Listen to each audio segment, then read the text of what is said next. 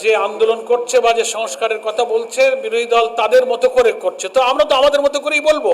আমাদের মতো বলতে জুলাই সনদে 84টি সংস্কার প্রস্তাবে ঐক্যমত্য হয়েছে, যেগুলো যা জুলাই সনদের ঐক্যমত্য কমিশনের সর্বসম্মত সিদ্ধান্ত হয়ে আছে, গণভোটে যা অনুমোদিত হয়েছে, এটি আমাদের আন্দোলনের কর্মসূচি। তা আমাদের মতো করে নয়, জনগণের 5 কোটি মানুষের গণভোটে যে আন্দোলনের সুফল তারা ঐক্যমত করেছে, সেটাই আমাদের আন্দোলনের কর্মসূচি। এখানে আমাদের মতো করে কোনো ব্যাখ্যার সুযোগ নেই। বরং আমরা বলবো, মাননীয় প্রধানমন্ত্রী যদি এটা বলে থাকেন তাহলে উনি ভুল বলেছেন।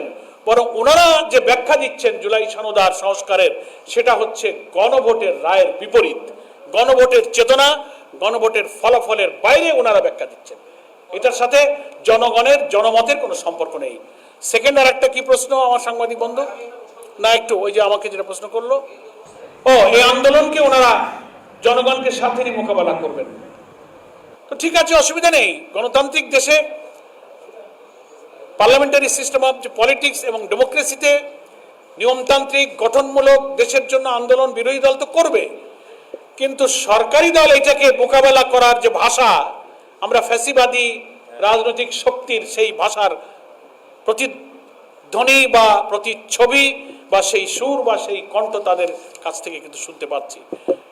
বিএনপির মহাসচিবও খুব দুঃখের সাথে আমি বলবো, উনিও মাঝখানে একদিন ঘোষণা দিয়েছেন যে রাজপথের সে আন্দোলন উনি এবং স্বরাষ্ট্রমন্ত্রী বলেছেন যে ওনারা মোকাবেলা করবেন। তো সেই মোকাবেলার অর্থ রাষ্ট্রীয় ক্ষমতা, রাষ্ট্রীয় বাহিনী, রাষ্ট্রীয় শক্তি, জনগণের ট্যাক্সের টাকা পয়সায় কেনা লাঠি, অস্ত্র, বন্দুক আর বাহিনী দিয়ে যদি জনগণের আন্দোলনকে আবার মোকাবেলা করার সিদ্ধান্ত বা পলিসি তারা গ্রহণ করেন, তাহলে কি পরিমাণ ভুল করবেন সেটা 24 জুলাই অভ্যুত্থানের আন্দোলন থেকে তাদেরকে আমি শিক্ষা নিতে বলব। পুলিশ দিয়ে, র্যাব দিয়ে, কোনো বাহিনী দিয়ে জনগণের ন্যায্য কোনো আন্দোলনকে থামানো যায় না। এই ইতিহাস এই জাতির সামনে আছে। ফ্যামিলি কার্ড বা অন্যান্য যে কার্ড, হ্যাঁ, যে কোনো সরকার জনকল্যাণমূলক, জনবান্ধব, দারিদ্র্য বিমোচনের নানান কর্মসূচি পালন করাটা সরকারের দায়িত্ব। কিন্তু এই অর্থ কোথা থেকে আসছে, এটা যাচ্ছে কার কাছে? নেহায়েত দলীয় গণ্ডি সিন্ডিকেটের মধ্যে দলীয় কর্তৃত্ব ঠিক রাখার জন্য এই সব কর্মসূচি তারা ব্যবহার করছে। আপনারা তো দেখছেন, জেলা পরিষদগুলোতে ওনারা প্রশাসক দিলেন, সিটি কর্পোরেশনের প্রশাসক দিলেন। এটি কি ডেমোক্রেসি?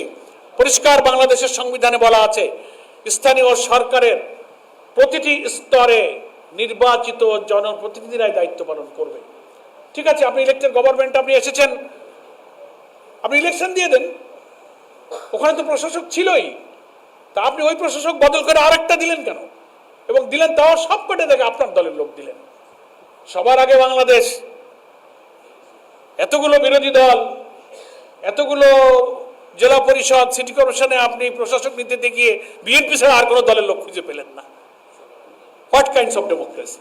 এটি গণতন্ত্রের কথা। এই দলীয়করণের বিরুদ্ধেই তো আপনি বক্তব্য রেখেছেন, আমরাও রেখেছি।